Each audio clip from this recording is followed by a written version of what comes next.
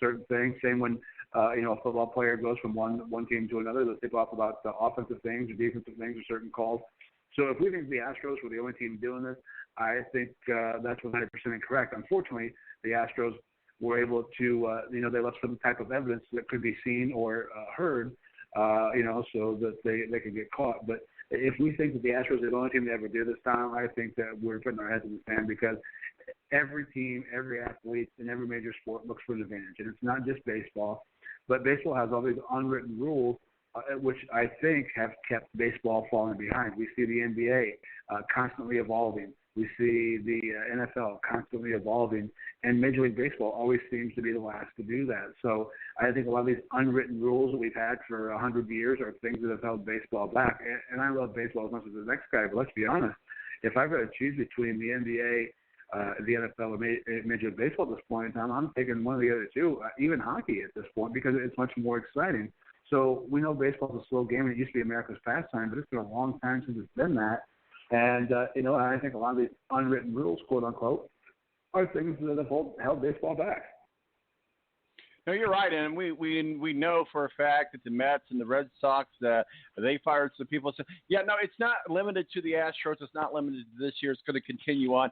I guess the thing, you're not sorry you did it. You're just sorry you got caught. Let's move on up to your neck of the woods. I know you cover the Cleveland Browns.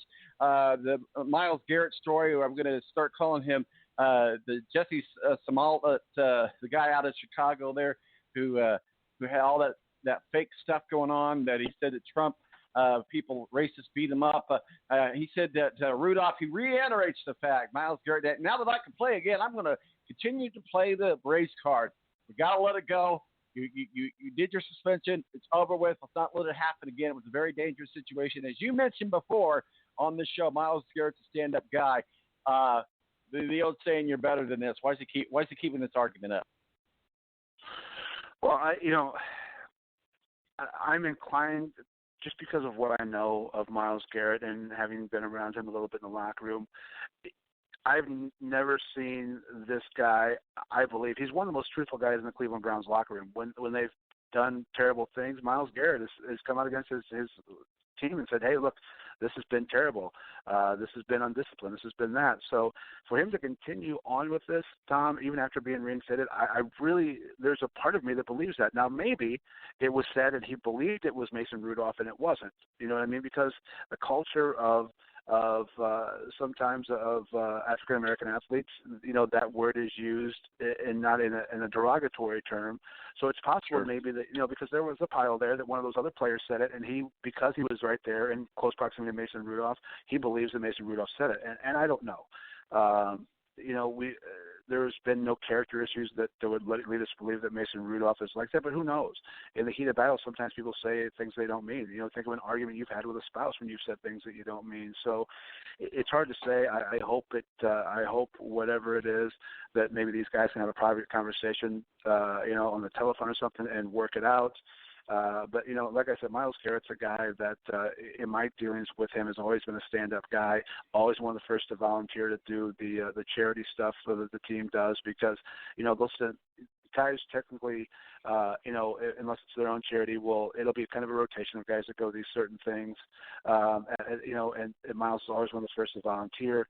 I really think that he's a good guy. Here's the thing, though, now, with this incident, much like Vontaze Burfict or guys we've seen in the past, Myles Garrett's going to have a microscope on him now. So maybe a smaller thing now could be something to where the NFL looks at Myles Garrett and, it could be quicker to be a one-game suspension or be this, because now he's pretty much on that watch list that we've seen other guys get themselves on. So if that's it, then, Myles Garrett might have to adjust the way he plays a little bit, and that could be bad news for that Cleveland Browns defense. The most egregious thing that came out of Cleveland all week was the fact that the Browns brought back Ryan Grigson.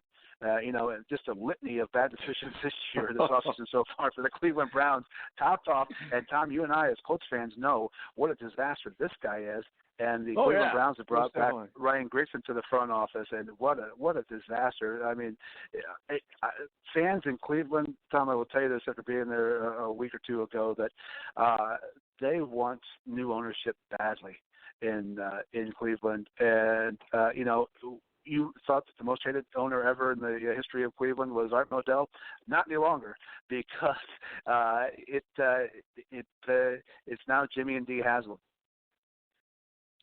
Well, you thought they were beginning to get on the right track when they got rid of Kitchens, and they're like, okay, well, they're going to do this, but you're right. It's just they call it the mistake on the lake for a reason. So we'll see what happens. Let's go around the NFL. Let's talk about the NFL free agency, obviously looming with the quarterbacks, where we saw Phillip Rivers saying goodbye to the Chargers. I still want to say San Diego Chargers. I still can't get myself to say the LA Chargers. A lot of people like to talk about a lot of things. And, one of the big popular stories, and maybe it's just something for us to talk about, but certainly it's getting a lot of national attention. Clay Travis, Dan Patrick, all the national guys are saying that Phillip Rivers is a good spot here in Indianapolis. And we also know for a fact that Jim Irsay flew in Phillip Rivers this week on his private jet. So let's talk about Phillip Rivers and the Colts and their quarterback situation. If they don't get Phillip Rivers as their number one, who do they keep? Jacoby Brissett, and I think they're higher on Jacoby Brissett than a lot of us believe. Even if fans aren't, I think that the Colts are higher on Jacoby Brissett than we might think. So they might be thinking, hey, we're going to hang on to Jacoby Brissett, even though we got to pay him a buttload of money in March, because he's going to get what, $5 million on his bonus, and then get somebody in the draft. If you're Ballard, Reich, and Irsay, what are you going through? What's the process you're going through? And if you have no intention of bringing in Phillip Rivers, why bring him in on a private jet? Well, any high-priced free agents that teams bring in, they typically do it on their jet as a way to kind of ingratiate themselves to the guy. You and I have talked about this a little off the show. To me, Phillip Rivers was a great quarterback. I know the history with him and Frank Reich, but if you look at last season, his power and his throwing arm, I believe, has regressed. He underthrew a lot of guys, which led to a lot of interceptions. Career high in interceptions. He's just a guy that I think has lost a step. I think the decision making has gotten worse. He's become decision making wise Brett Favre at the end of his career. With the Jets, as opposed to being the Brett Favre with the Vikings. To me, if this was Phillip Rivers 2 years ago, this makes 100%. This makes it makes sense 100% to me, because you've got a great offensive line, you've got a running game, you need a receiver or two. But Phillip Rivers at this point, to me, to pay him $20 to $30 million at this point in his career, to me, is a mistake. It doesn't work for me. If I'm going to take an older quarterback who's lost some arm strength, I'd rather have Tom Brady at this point, because we still saw that his decision making, Tom Brady with nothing around him, was still fantastic. And I told you, I think about a month ago, to me, the dark horse was Jameis Winston. You look at what he did yards-wise and touchdown-wise last year. I know we talk about the 30 interceptions, but just remember this week, Jameis Winston had surgery on his eyes, so who knows, that could make a huge difference. When Jameis Winston throws a football, somebody catches it. Now, it might not be your team, but somebody catches a football, but he had surgery on his eyes this week. So somebody does catch it, right. Yes, well, Tom Brady, Jameis Winston could be the guy.